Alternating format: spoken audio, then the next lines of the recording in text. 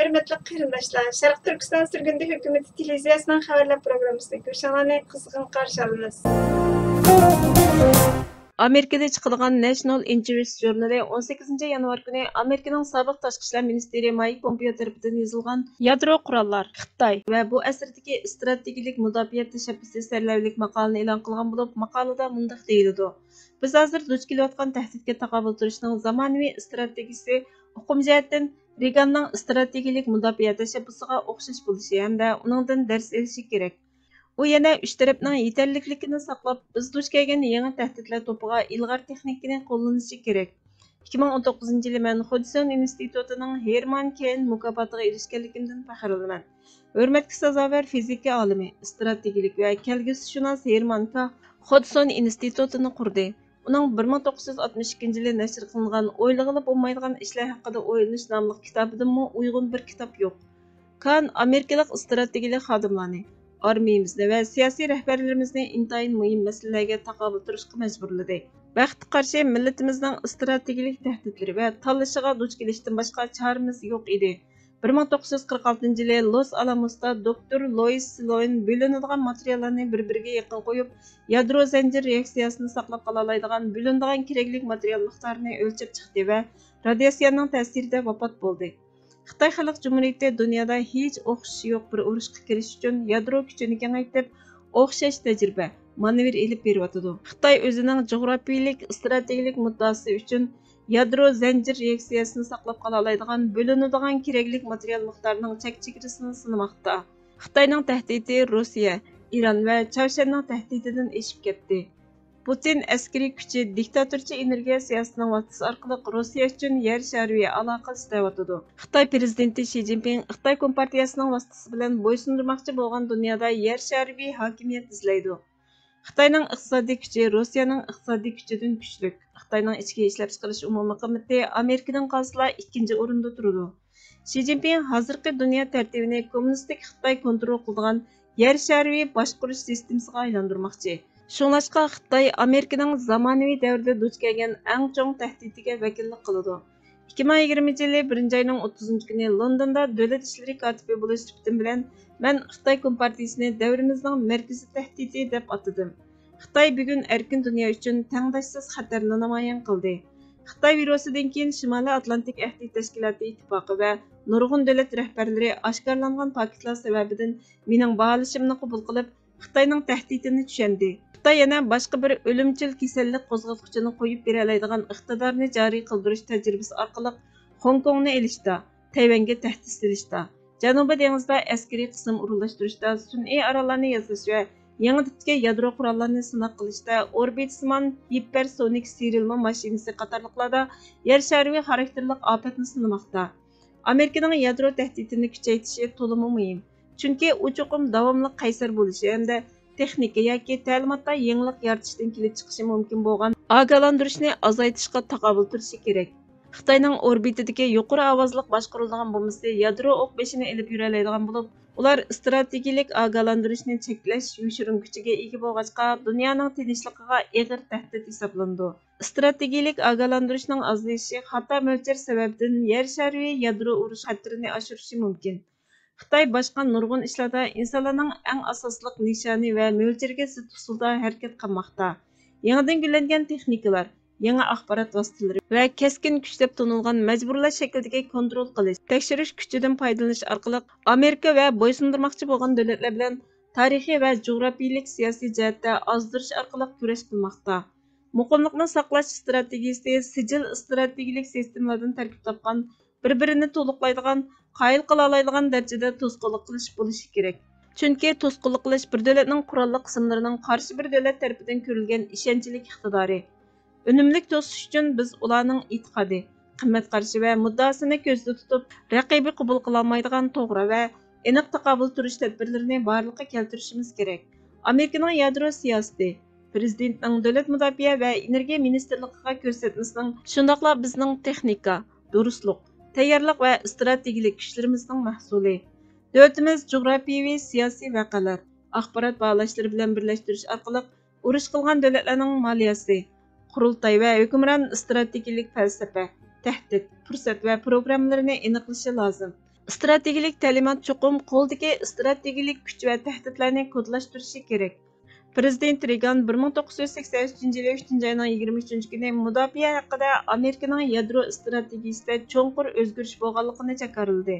Biz hozir duch kelayotgan tahdidga taqobil turishning zamonaviy strategiyasi cho'qim Reaganning strategik mudofaa tashabbusiga uqum jihatdan o'xshash bo'lishi hamda uningdan foydalanishi kerak.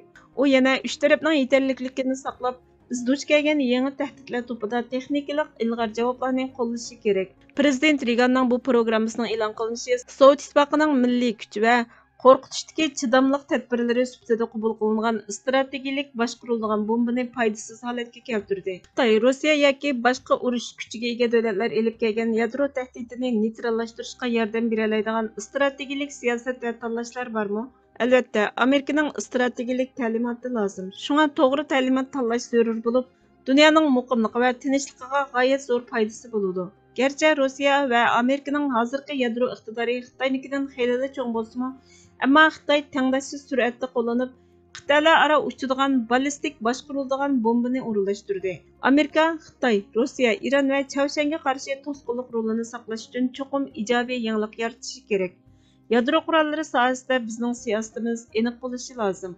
Ya'ni yadro almashtirishning oldin mo'ljallangan natijasi yoshirin dushmanlarga ularning yadro qurollarini ishlatishning keyincha Amerikaning qurol-yarog' skladlariga afzallik ato qiladiganligiga doir oldin uchur bermaslik kerak.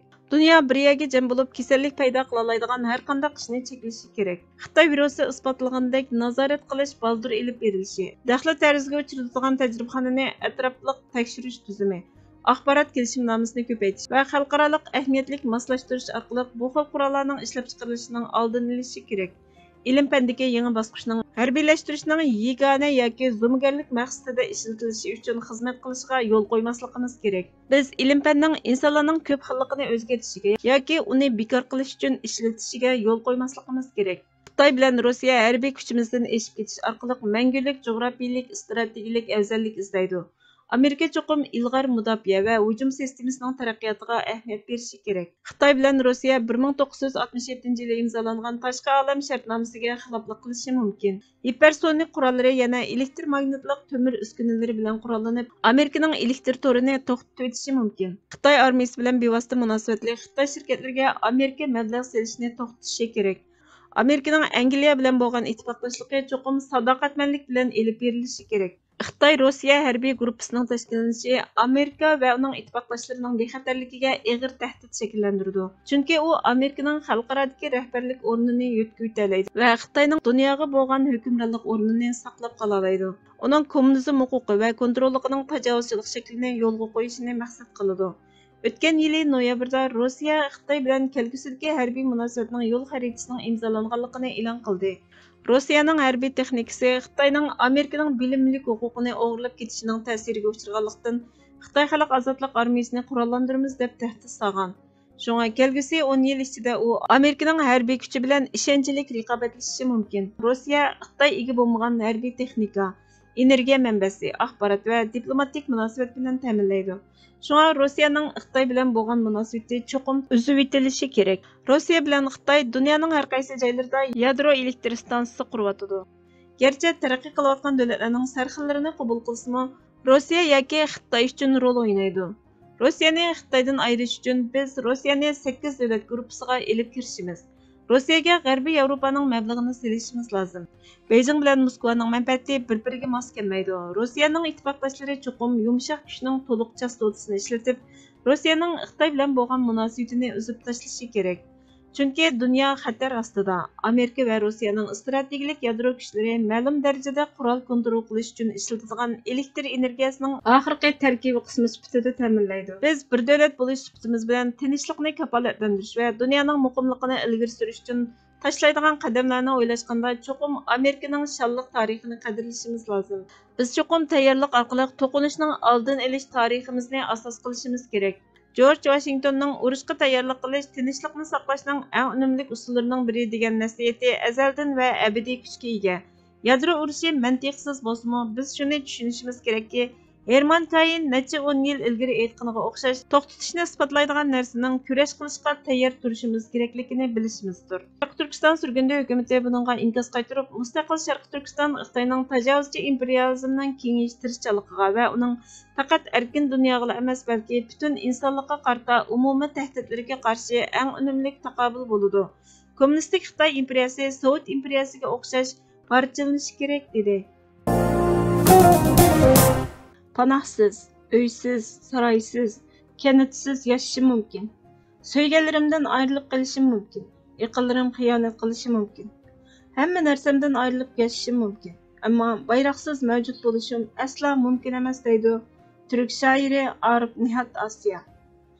Bundan eng oxirgi nafasga qadar vatan uchun kurash qilishdan iborat yashash maqsadini, umrning ma'nosini ko'rib olish tez emas. Hürmetli görürmenler, haberlerimizden kökünü Allah için köp rahmet. Kiler kıttım programımız. Görüşükçe Allah'a emanet olun sizler.